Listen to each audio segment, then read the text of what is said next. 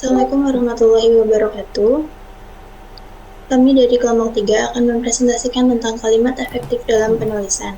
Sebelumnya, perkenalkan anggota kelompok kami, terdiri dari Gilang Prasetyo Mukti dengan NIM 112103446, Muhammad Atariq Firdaus dengan NIM 112103330, Nur Aini 112103375, dan Prasasti Rahmasuci 112103329.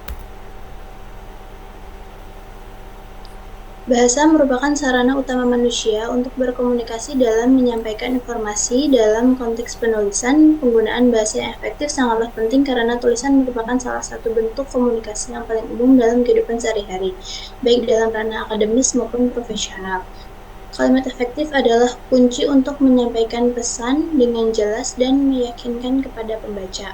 Dalam era informasi digital saat ini, di mana konten dapat diakses oleh orang lain dengan mudah, kemampuan untuk menulis kalimat yang efektif menjadi semakin penting. Beberapa faktor seperti kurangnya pemahaman mengenai struktur kalimat yang baik, keterbatasan kosakata, dan kebingungan dalam menentukan gaya penulisan yang sangat tepat dapat menghambat kemampuan seseorang dalam menghasilkan tulisan yang berkualitas. Kalimat efektif adalah satuan bahasa yang menyampaikan sebuah gagasan bersifat predikatif dan berakhir dengan tanda titik sebagai pembatas. Sifat predikatif dalam kalimat berstruktur dibentuk oleh unsur subjek, predikat, dan objek. Konsepsi kalimat belum cukup untuk menampilkan kalimat efektif, sehingga diperlukan faktor lain untuk mewujudkan kalimat menjadi kalimat efektif.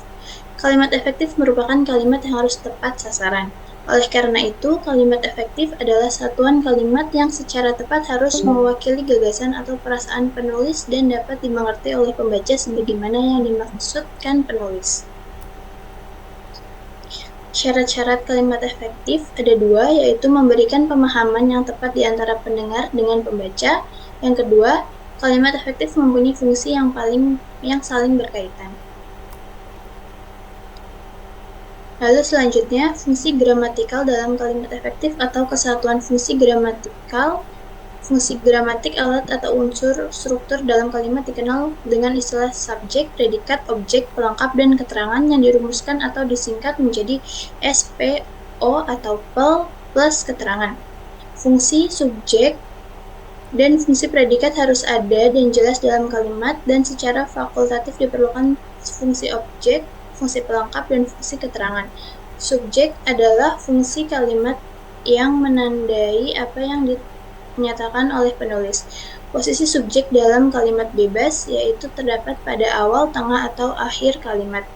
Subjek atau S adalah bagian kalimat yang menunjuk pada pelaku, tokoh, sosok, sesuatu hal, atau sesuatu masalah yang menjadi pokok pembicaraan. Sebagian besar subjek diisi oleh kata benda atau frasa nomina, atau kata kerja atau frasa verba, dan klausa.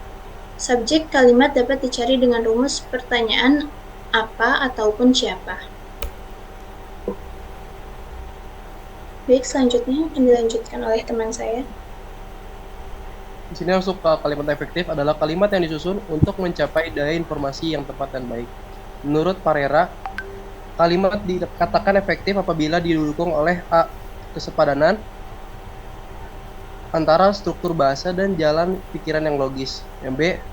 Keparalelan untuk tujuan efektivitas tertentu. Padanan antara struktur bahasa dan jalan pikiran yang logis. Keparalelan untuk tujuan efektivitas tertentu. Ketegasan dalam menonjolkan pikiran utama, ketegasan dalam menonjolkan pikiran utama, kehematan dalam pilihan kata, kevariasian dalam penyusunan kalimat, serta kelogisan. Kalimat efektif adalah kalimat yang mengungkapkan pikiran atau gagasan yang disampaikan sehingga dapat dipahami dan dimengerti oleh orang lain. Di sini masuk ke predikat. Predikat adalah fungsi kalimat yang menandai apa yang dinyatakan oleh penulis tentang subjek. Posisi predikat dalam kalimat juga bebas, kecuali tidak boleh di belakang objek dan di belakang pelengkap. Predikat atau P adalah bagian kalimat yang memberitahu melakukan perbuatan atau action. Apa S, yaitu pelaku atau tokoh atau sosok di dalam suatu kalimat. Satuan bentuk pengisian P dapat berupa kata atau frasa, namun sebagian besar berkelas verbal atau adjektivitas. tetapi dapat juga numeral, nominal, atau frasa nominal. Di sini masuk ke objek. Objek adalah fungsi kalimat yang melengkapi data, kerja aktif, dan kata kerja pasif sebagai hasil perbuatan. Yang dikenai perbuatan yang menerima atau yang diuntungkan oleh perbuatan sebagai predikat. Fungsi objek selalu terletak di belakang predikat berkata kerja transitif. Objek merupakan bagian kalimat yang melengkapi predikat atau P. Objek biasanya diisi oleh nomina, frasa nominal, atau klausa. Tetap objek selalu di belakang P yang berupa verba transitif, yaitu verba yang menuntut wajib hadirnya O. Objek yang dicari dengan rumus pertanyaan apa atau siapa terhadap tindakan subjek.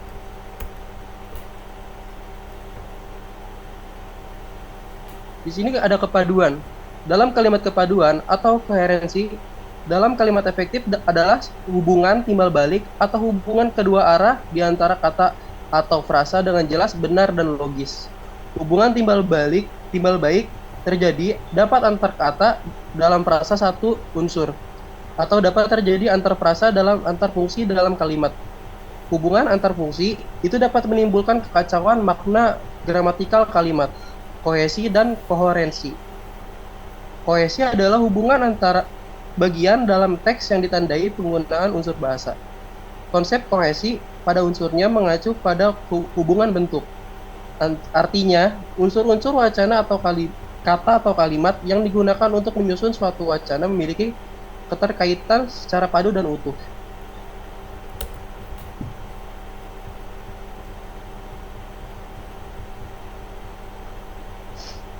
Pada kalimat lisan, penekanan dilakukan dengan intonasi yang dapat disertai mimik muka dan bentuk nonverbal lainnya. Penekanan dalam kalimat tulis dapat dilakukan dengan cara-cara berikut. Yang pertama ada mutasi, yaitu mengubah posisi kalimat dengan menempatkan bagian yang penting pada awal kalimat. Mengubah posisi dalam kalimat yakni dengan cara meletakkan bagian yang penting di depan kalimat. Yang kedua, repetisi, yaitu mengulang kata yang sama dalam kalimat yang bukan berupa sinonim kata. Repetisi kalimat efektif dengan mengulang kata yang dianggap penting. Yang ketiga ada kursif, yaitu menulis miring atau menghitamkan atau menggarisbawahi kata yang dipentingkan. Yang keempat, pertentangan, yaitu menempatkan kata yang bertentangan dalam kalimat. Pertentangan bukan berarti antonim kata. Gunakan kata yang bertentangan atau berlawan kata, makna atau maksud dalam bagian kalimat yang ingin dipertegas. Yang kelima masuk partikel, yaitu menempatkan partikel lah, kah, pun, pertah sebelum atau sesudah kata yang dipentingkan dalam kalimat. Yang terakhir ada penekanan dalam kalimat tidak berarti penonjolan gagasan kalimat atau bukan ekonomi bahasa.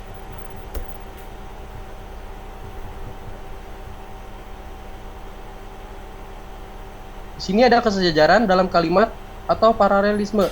Kesejajaran paralelisme adalah upaya penulis merinci unsur yang sama, penting, dan sama fungsi secara kronologis dan logis dalam kalimat. Dalam kalimat dan paragraf, rincian itu harus menggunakan bentuk bahasa yang sama, yaitu rincian sesama kata, sesama frasa, sesama kalimat. Kesamaan bentuk dalam paralelisme menjaga pemahaman yang fokus bagi pembaca dan sekaligus menunjukkan konsistenan sebuah kalimat dalam penulisan karya ilmiah. Kalimat efektif memiliki kesamaan bentuk kata yang digunakan di dalam kalimat. Yang dimaksud dengan kesamaan bentuk kata adalah jika kata pertama berbentuk verba, maka kata selanjutnya berbentuk verba. Namun jika kata pertama berbentuk nomina, maka kata selanjutnya berbentuk nomina.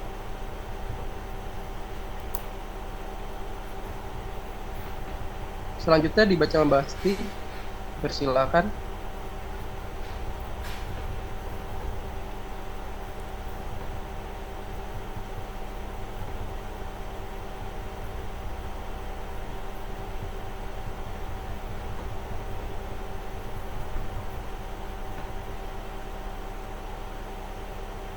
Mbak, nggak ada suara.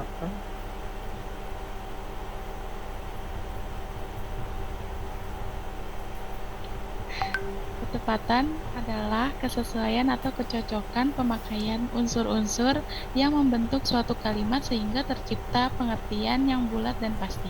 Yang pertama, mudah dipahami oleh pendengar atau pembacanya.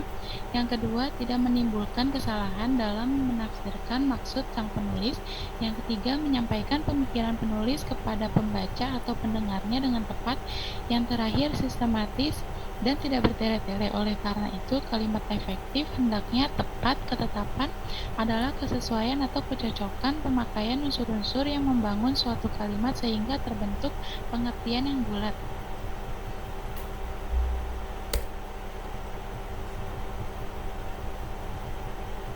Ketegasan kalimat efektif memberikan penegasan kepada ide pokoknya sehingga ide pokoknya menonjol di dalam kalimat tersebut. Berikut cara memberikan penegasan pada kalimat efektif. Yang pertama, meletakkan kata kunci di awal kalimat. Yang kedua, mengurutkan kata secara bertahap. Yang ketiga, melakukan pengulangan kata atau repetisi. Yang keempat, melakukan pertentangan terhadap ide yang ditonjolkan. Yang terakhir, menggunakan partikel penekanan atau penegasan.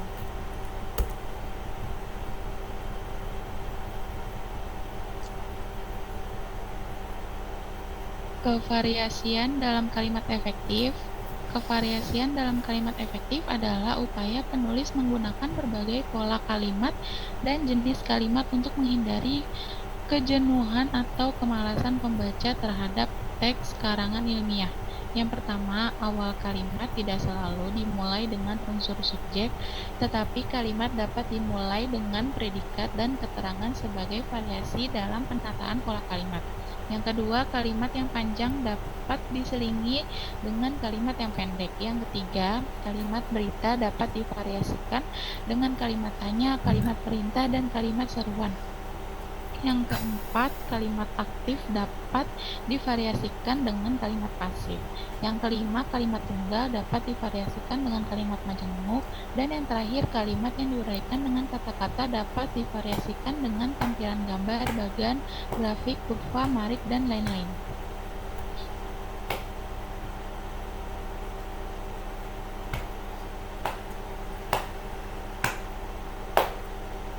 Selanjutnya, berkaitan dengan kevariasian terdapat ragam ilmiah menurut Dr. Muklis M. Hum dan dalam bukunya Pedoman Penulisan Karya Ilmiah menjelaskan bahwa bahasa Indonesia ragam ilmiah digunakan oleh para cendekiawan untuk mengkomunikasikan ilmu pengetahuan. Yang pertama, ragam bahasa ilmiah termasuk ragam bahasa baku. Oleh karena itu, penulisan karangan ilmiah mengikuti kaidah-kaidah bahasa baku, yaitu dalam ragam tulis menggunakan ejaan yang baku, menggunakan kata-kata, struktur frasa, dan kalimat yang baku atau sudah dibekukan. Yang kedua, dalam ragam bahasa ilmiah banyak digunakan kata-kata istilah. Kata-kata tersebut digunakan dalam arti denotatif, bukan dalam arti konotatif. Yang ketiga, ragam bahasa ilmiah lebih berkomunikasi dengan pikiran daripada perasaan, bersifat tenang, jelas, hemat, dan tidak emosional. Yang keempat, penggunaan kalimat pasif lebih diutamakan karena dalam kalimat pasif peristiwa lebih dijelaskan daripada pelaku pembuatan. Yang terakhir, konsisten dalam segala hal, misalkan dalam penggunaan istilah, singkatan, tanda-tanda, dan kata ganti.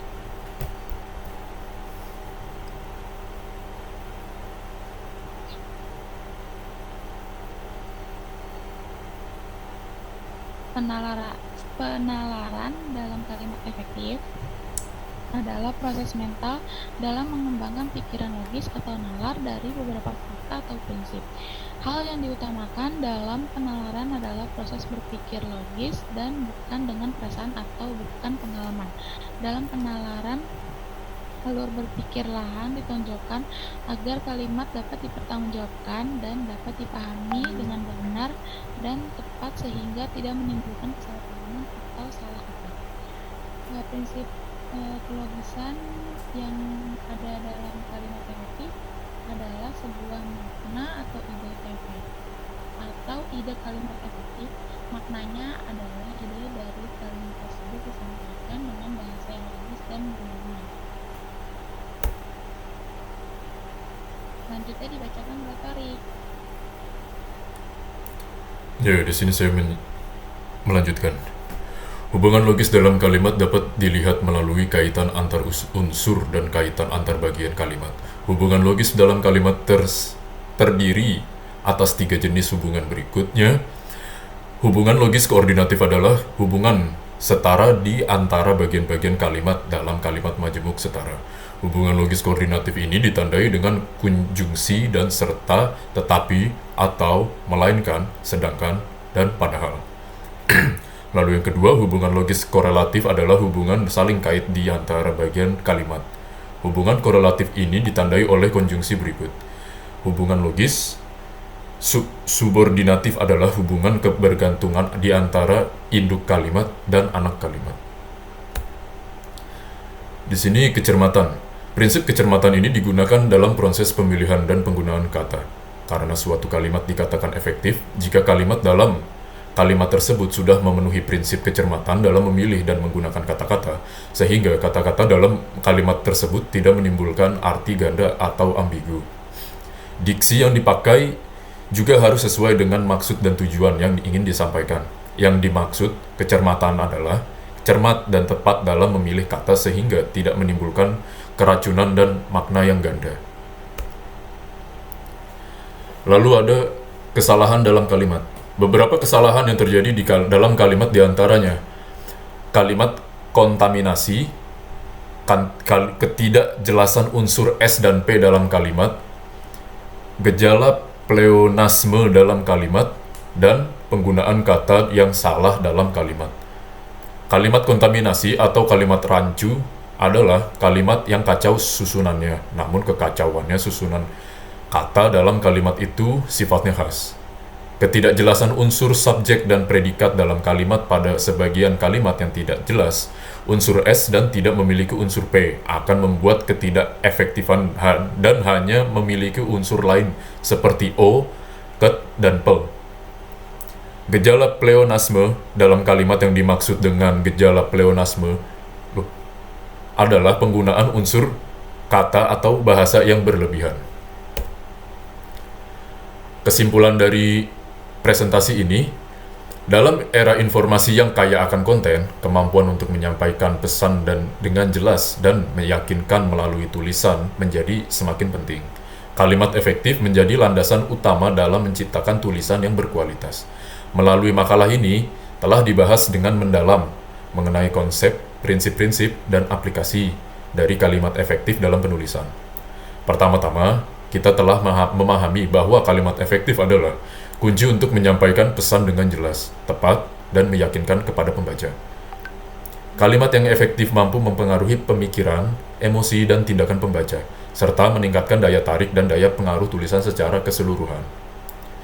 Prinsip-prinsip dasar kalimat efektif telah dibahas, kesederhanaannya, keterbacaannya, kehematannya, dan kekiniannya adalah prinsip-prinsip yang mendasarkan untuk menciptakan kalimat yang efektif. Dengan memahami dan menerapkan prinsip ini, penulis dapat menyusun kalimat yang lebih kuat dan lebih memikat. Closingannya ini.